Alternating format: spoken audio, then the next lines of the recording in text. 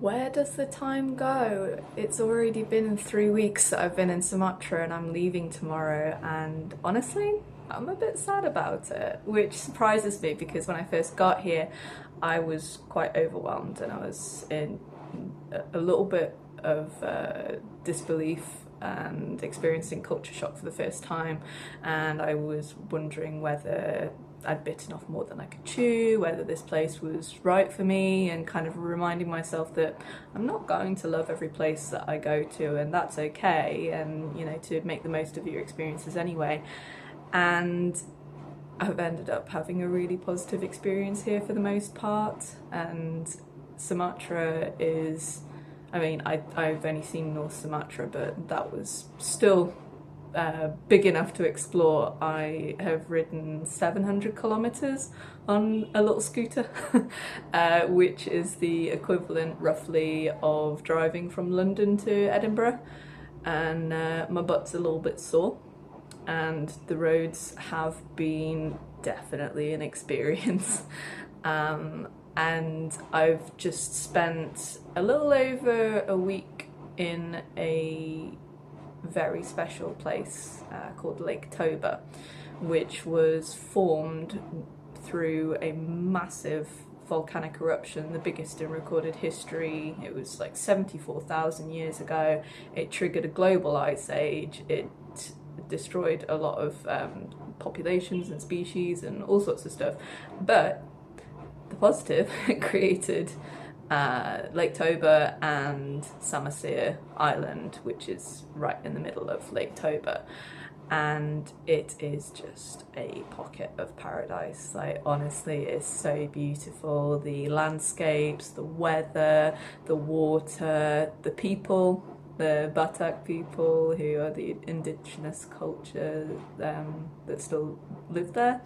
And the food, the food was so good. Like, I did a couple of cooking classes, and yeah, it's been wonderful. And I was really fortunate that one of my friends that I met in Malaysia, who actually taught me how to ride a bike, she was traveling in Sumatra at the same time, so we got to hang out in Lake Toba. And I haven't really got much footage because, to be perfectly honest, most of the time we were just relaxing, like proper chilling out, enjoying the water. We were staying in a beautiful place in Tuk Tuk called Lasta Johnny's, which is right on the water, and we were painting a lot of the time and just hanging out with the locals and learning a lot about the Batak culture, and it's just been so wonderful. I'm so glad that I actually made the decision to come to Sumatra.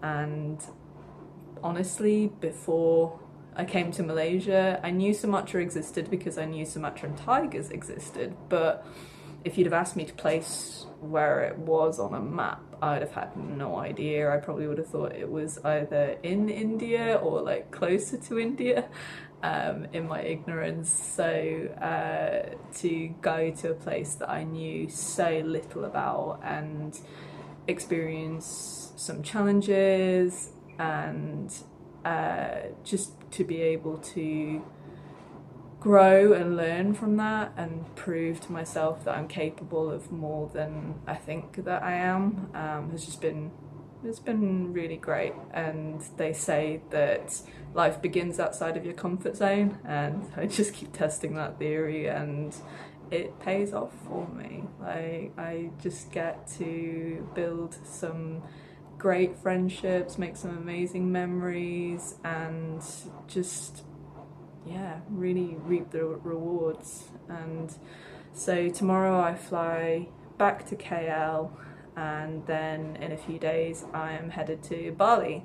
And in Bali I'm going to be learning to dive in Nusa Penida, and then I'm volunteering for a marine ecology group.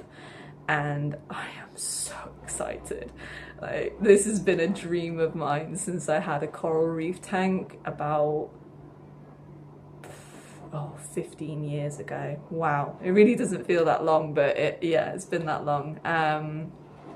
And so I'm going to be learning to dive and then doing coral reef restoration and data collection and manta ray identification and tracking, and yeah, it's just going to be so great and I can't wait for it.